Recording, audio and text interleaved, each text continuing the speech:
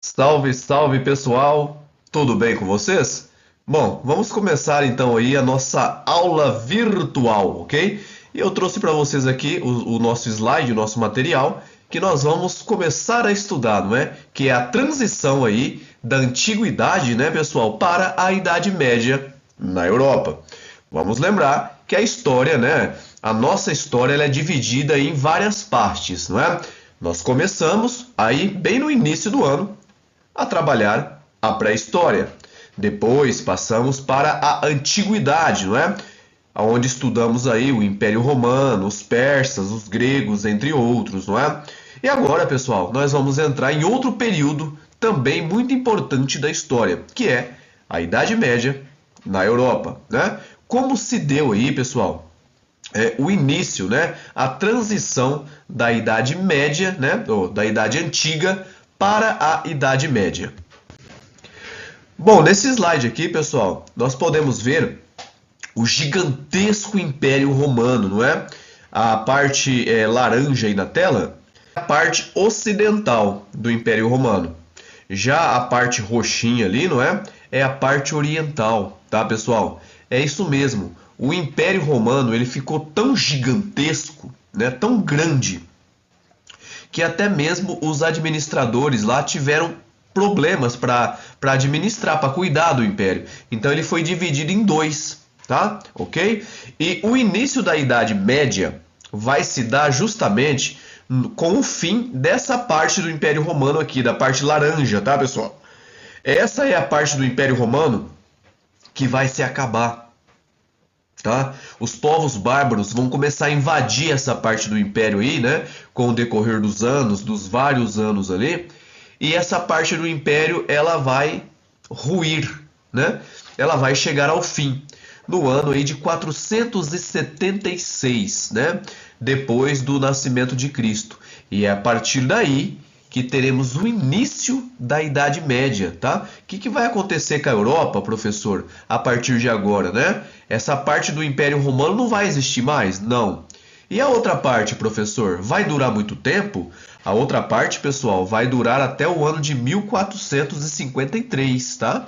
Que é onde vai dar aí o fim da Idade Média, né? A gente tem um marco ali do final da Idade Média e o começo da Idade Moderna. Mas isso é um assunto para outra aula, ok? Vamos seguir aqui, que o nosso tema hoje é o que? É a Idade Média.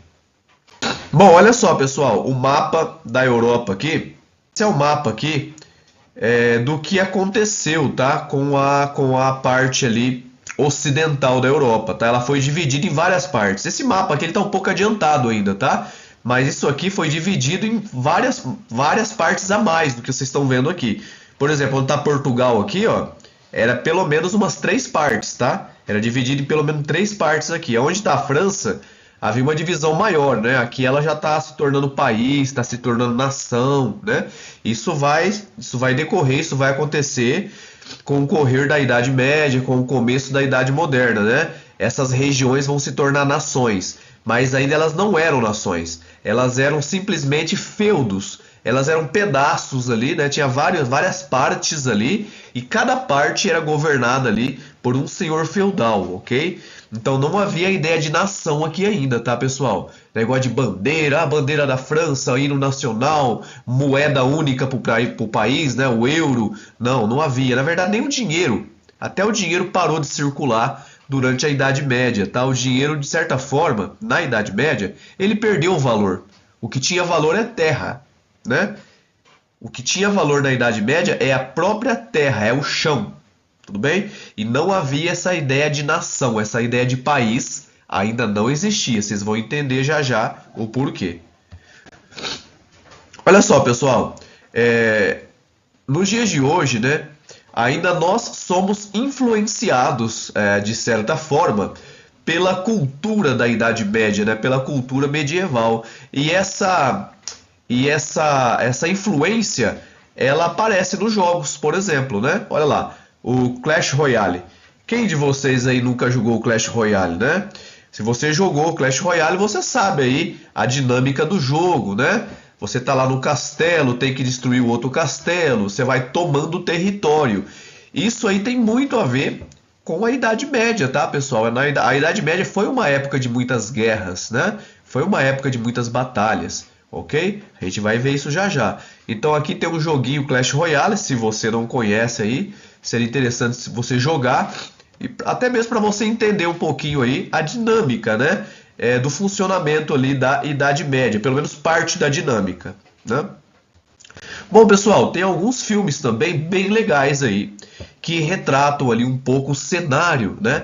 Esse cenário medieval. O primeiro filme aí, eu colocaria para vocês aqui, é o Robin Hood, né? O Robin Hood, ele é o quê? Ele é um ladrão, ele rouba dos ricos para dar aos pobres, né?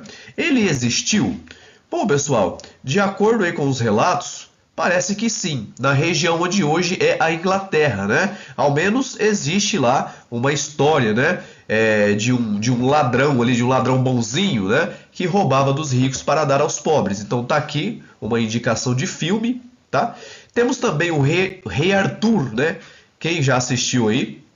O Rei Arthur e os Cavaleiros da Távola Redonda, também é um bom filme que mostra ali o cotidiano do senhor feudal, né? Daquela classe que está lá no topo da pirâmide social nessa época, não é? Que são aí os senhores feudais. E temos aqui, o título está em inglês aqui, tá, pessoal? Mas é o Caçador de Bruxas, né? Vamos lembrar que nessa época aí, muitas mulheres foram queimadas, né? Foram presas por prática de bruxaria, né? Professor, mas existia bruxa mesmo nessa época? Pois, pessoal, olha só, a gente sabe que a ideia de bruxa é uma ideia folclórica, né? Uma ideia que a gente sabe que não tem fundamento real, mas na época medieval havia algo obscuro em relação à ciência, né? Em relação a tudo que é palpável, que é mais físico, né? Uma mulher, por exemplo, aí, vamos pegar só um exemplo aqui, que conhece ali alguns medicamentos naturais, né, alguns chás que cura dor de cabeça, que cura febre. Essas mulheres, em muitos lugares da Europa, era visto como bruxas, né? E esses chás que elas faziam era visto ali como feitiço, né, como feitiçaria.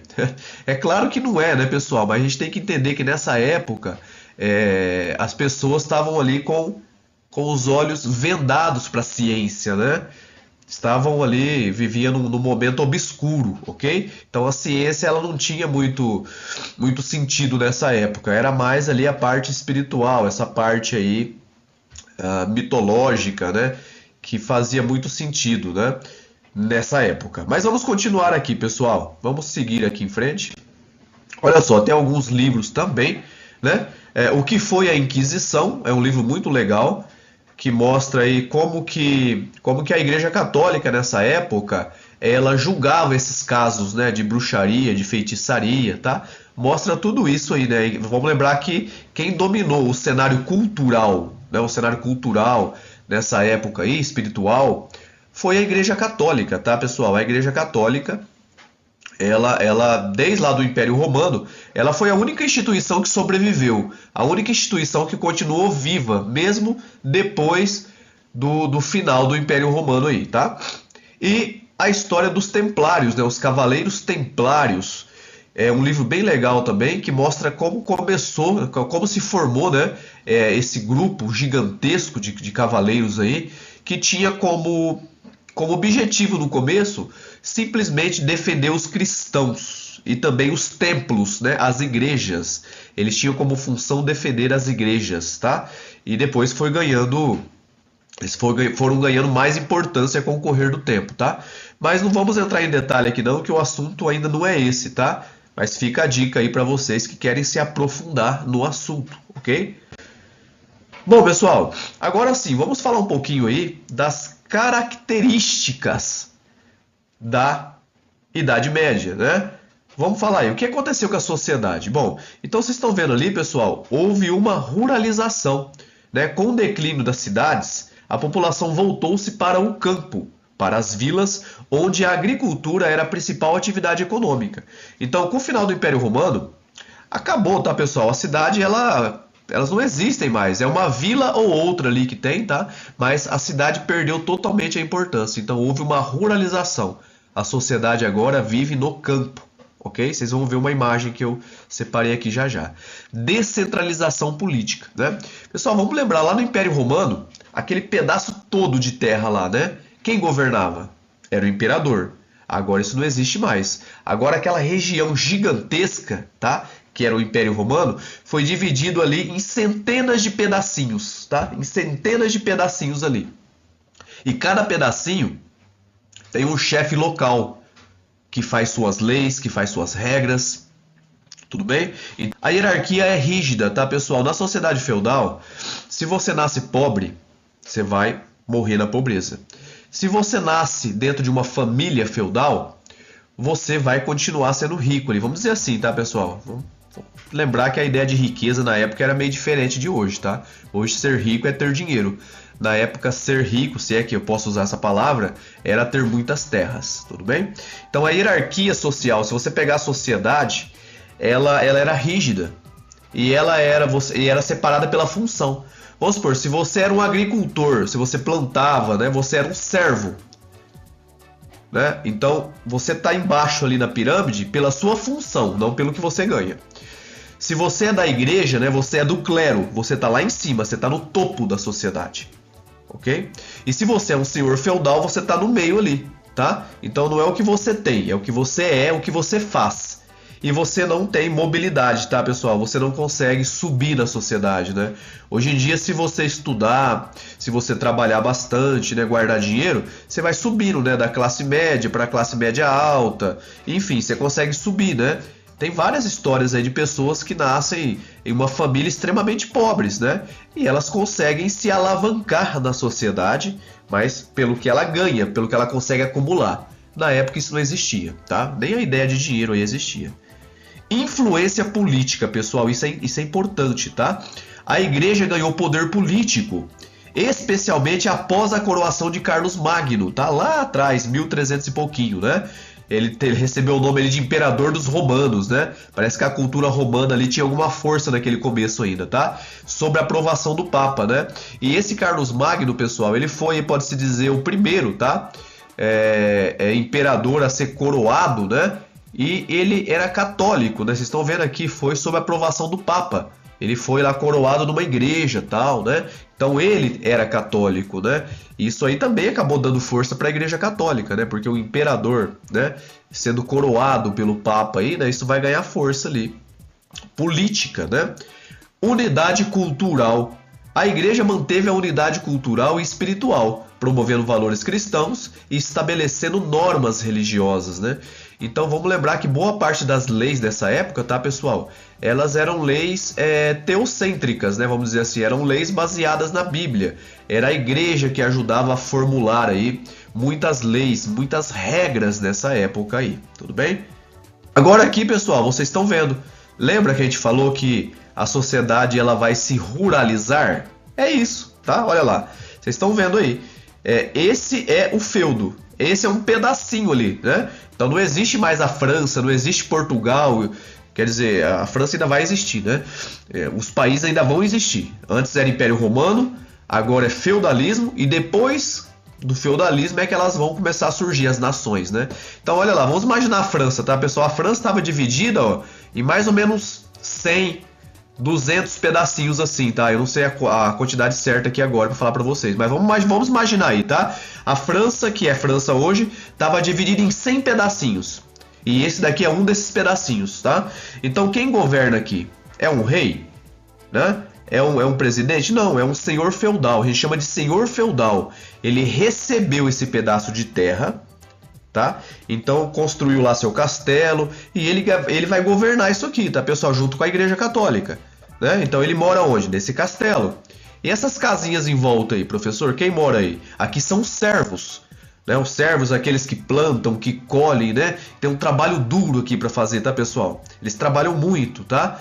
Então temos os soldados para proteger o feudo, enfim. Essa é a comunidade feudal. É isso aqui, tá, pessoal? Cidades não existiam. Não é que não existiam, até existiam algumas sim, tá? Mas perderam totalmente o valor delas aí, o sentido delas existirem, tá? Aonde a vida acontecia mesmo era aqui, nesses lugares chamado feudos, tá? Feudos. onde vivia aí toda a comunidade feudal, né?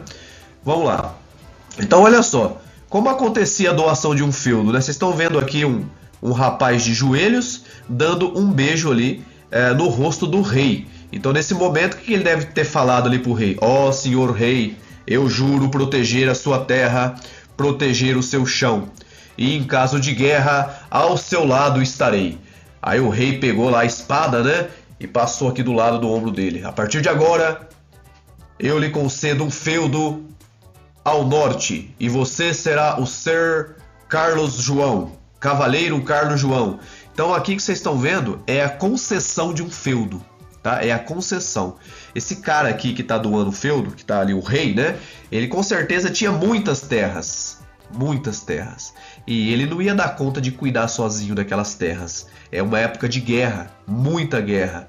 Então ele vai dividir essas terras para um soldado dele ali administrar. E esse soldado, ele acabou de se tornar aqui, no caso, um cavaleiro, tá? Ou um cavalheiro, né? E ele vai ter um feudo, tá, pessoal? Que vocês viram na página anterior. Aquele feudo lá vai ser desse cara, desse rapaz aí que está de joelhos, tá? Ele está recebendo um feudo, né? Nessa cerimônia que vocês estão vendo aí, ok? E provavelmente deve ter acontecido dentro de uma igreja, né? Pode ver que ao fundo ali, ó, tem os padres, né? Então essa é uma cerimônia de doação de terras, ok? Bom, pessoal, essa é a sociedade feudal. Arrumei uma divisão ali, né? Para vocês entenderem um pouquinho melhor como ela funciona. Lembra que eu falei para vocês que ela é bem hierarquizada, né? Ela é estamentada, ela é bem dividida, ok? Então lá em cima vocês estão vendo o senhor feudal. Tá lá no topo da pirâmide, né? O senhor feudal. Logo abaixo ali no meio, nós temos os nobres, né? Tá em inglês ali, tá, pessoal? Tá, nobles. Temos os cavaleiros e temos o alto clero, né? Seria o papa, né? O bispo, o arcebispo, né? Essa galera do alto clero, que tem aqueles cargos mais altos ali dentro da igreja. E logo na parte de baixo, tá, pessoal? Os campesinos, que são os servos. Aqueles que trabalham duro, trabalham pesado, né? E tudo que eles quiserem usar no feudo ali, eles têm que pagar, tá, pessoal? Tem isso também, eu acabei esquecendo de falar. Vamos supor ali, se você é um servo ou uma serva, e você quer assar 200 pães que você fez ali, né? Você vai ter que usar o forno. Você tem forno? Não. O forno é do senhor feudal. Tem um forno lá.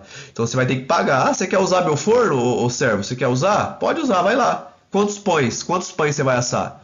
Ah, senhor feudal, eu vou assar 200 pães. Tudo bem. 100 pães são meus. 100 pães são meus, né?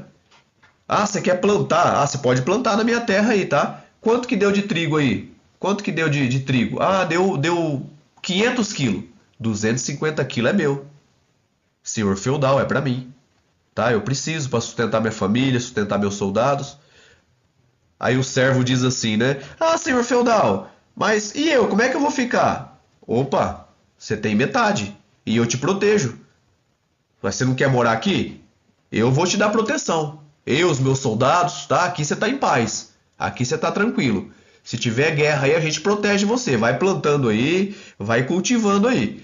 E assim, conforme a gente for precisando, a gente vai pegando aí, a gente vai recebendo aí o seu pagamento, né? Então plantou, tem que pagar. Vai usar o forno, tem que pagar. Vai usar o moinho, né? Porque você tem que moer esse trigo. Você não vai comer o trigo em grão, né? Você não vai comer o trigo puro lá em grão. Você tem que moer. Você vai moer o trigo? Tem que pagar pro senhor feudal também, tá? Tudo que você usa ali dentro do feudo, o servo tem que pagar para o senhor feudal, tá, pessoal? Por isso que é muito comum aí em muitos feudos, apesar de plantar muito, né, apesar de cultivar muito, de ter muita comida, acabava quase não sobrando comida para a família do servo, tá?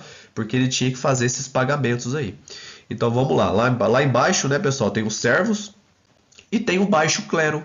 Quem que é o baixo clero? O baixo clero são os padres, tá, pessoal? Os padres ali das paróquias, né? Todo feudo tinha uma igrejinha, tá? Sempre tinha uma igrejinha ali, ok? E esses padres faziam parte desse baixo clero aí, né? Então, mais uma vez aqui sobre a igreja, tá, pessoal? Para vocês verem a importância que a igreja tinha nessa época, tá? Influência política, a igreja ganhou poder político, especialmente após a coroação de Carlos Magno, que eu já falei para vocês. sob a aprovação do Papa, ok? E aqui, pessoal, a unidade cultural, né? A igreja manteve a unidade cultural, né? Pelo menos essa coisa de religião, todos seguiam ali uma mesma religião. Tendo uma mesma religião, seguindo lá uma mesma religião, eles tiveram então aí uma cultura muito parecida nesse aspecto, né? Então, promovendo valores cristãos e estabelecendo normas religiosas e leis. Então, a igreja ajudava na elaboração das leis, ok? Bom, pessoal, então é isso. Eu espero que vocês tenham entendido aí a aula, não é? E espero vocês na próxima aula. Até logo e tchau, tchau.